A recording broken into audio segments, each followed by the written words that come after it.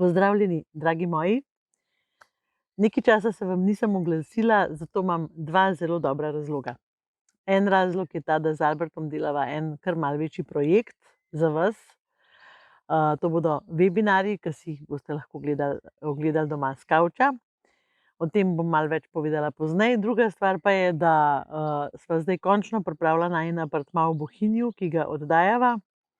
Tako da bom od spodaj v linku pripela spletno stran od apartmaja, če koga zanima, če bi kdo rad prišel na vavčerje v najbolj miren kraj na svetu, ste dobrodošli.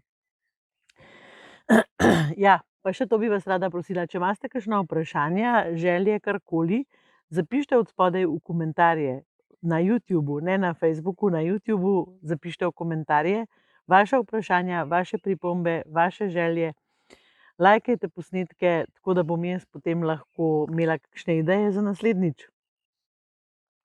Danes nas pa čaka ena posebna tema, ki je prisotna v vsakem človeku, velikokrat, s katero se moramo naučiti zelo previdno ravnati, ker je taka, kot da bi imeli zaprtega leva v sebi. In to je jeza. Tudi ta projekt, ki ga delava z Albertom, je zelo velik projekt o jezi, ki vam ga bom danes malo opisala, ampak najprej bi vam rada povedala v bistvu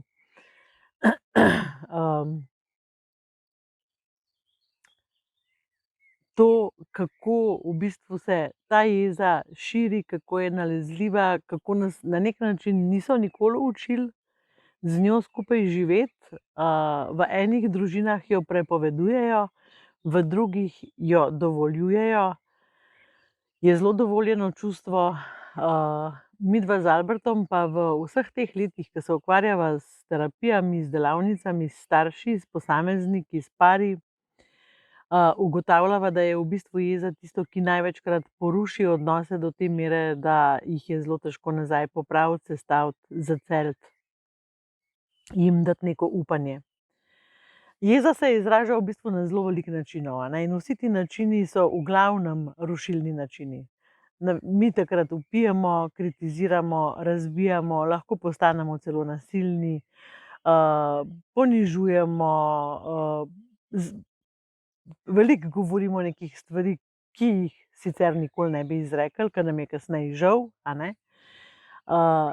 In ta občutek, da se ne moramo ustaviti, kadar smo taki, je zelo močen občutek. Zelo velikokrat rečete, jaz si ne morem pomagati. To mene kar popade, to pač nekdo v meni povzroči in jaz potem sam eksplodiram in potem gre vse po svoje. Tako da ja, potem se pa zgodijo take smešne stvari. Mi nismo jezni samo na otroke, pa na partnerja, pa na starše, pa na prijatelje, pa na sodelavce. Mi smo jezni celo na ljudi, ki jih sploh ne poznamo, recimo na cesti, ki nas kdo izsili, če ima kdo v avtu preveč prižgan radio, če kdo čuden hod, če kdo prepočas hod, prehiter hod, če se nekdo vrine v vrsto. Skratka, ta jeza je povsod prisotna.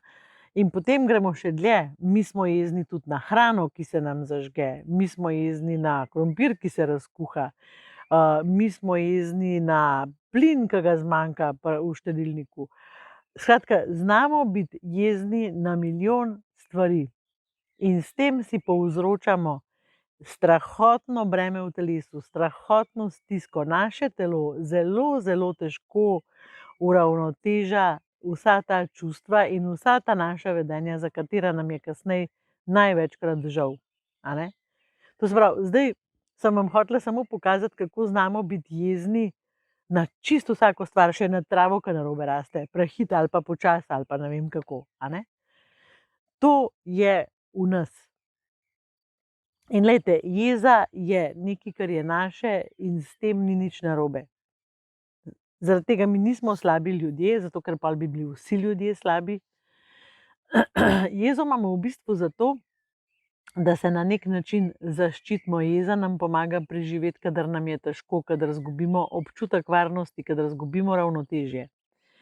Kar je pri jezi v resnici najbolj pomembno, je, kakšna vedenja mi takrat proizvajamo, kadar smo jezni.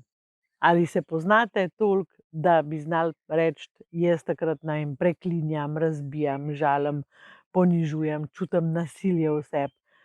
kaj je tisto vedenje, ki bi ga vi uporabili najraje takrat, ko ste jezni. In zdaj, lejte, imamo ljudi, ki se znajo zadržati, imamo pa ljudi, ki so zelo eksplozivni, ki se jim kole pak na hitrico dogajajo stvari, ki se ne zmorete ustaviti, ki imate res hudo stisko okrog tega. In midva z Albertom v bistvu v teh webinarjih,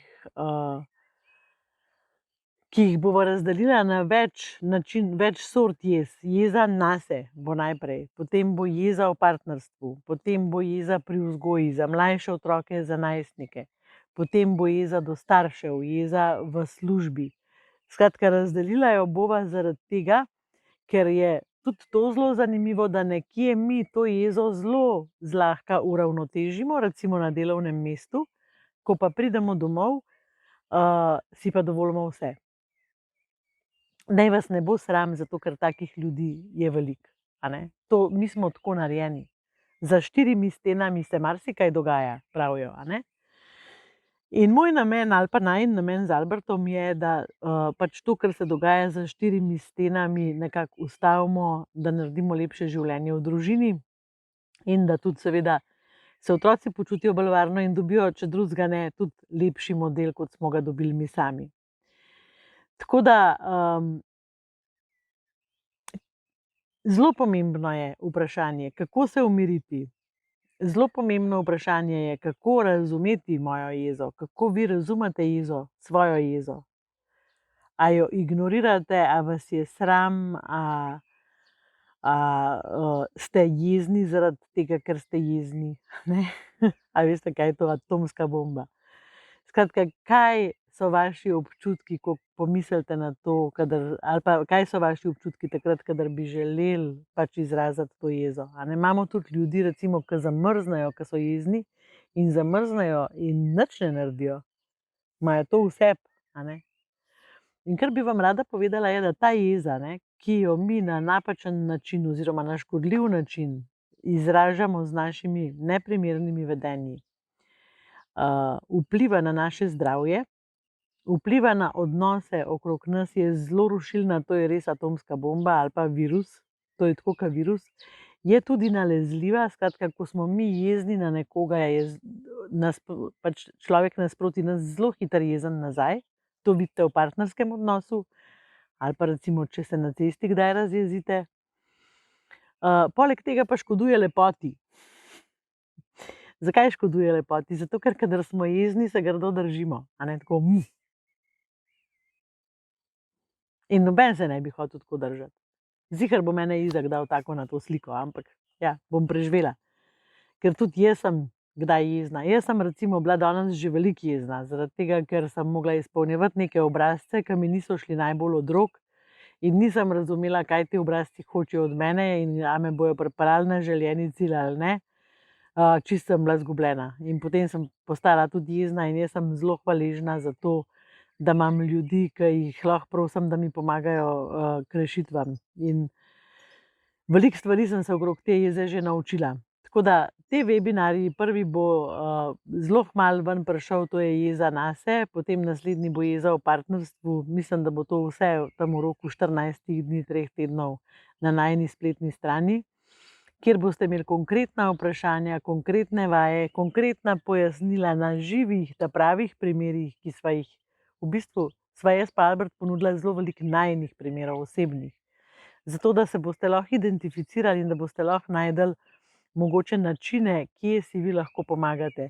In seveda sva v teh webinarjih ponudila tudi veliko primerov dobre prakse, to se pravi, kako si pomagati, kako se rešiti, kako si narediti nek svoj recept za to, da lažje preživimo s to jezo. Ker pač to, da bo jeza kar zginila za zmeraj, to ne obstaja, tega si ne misliti. Zaradi tega, ker je to je v resnici nemogoče.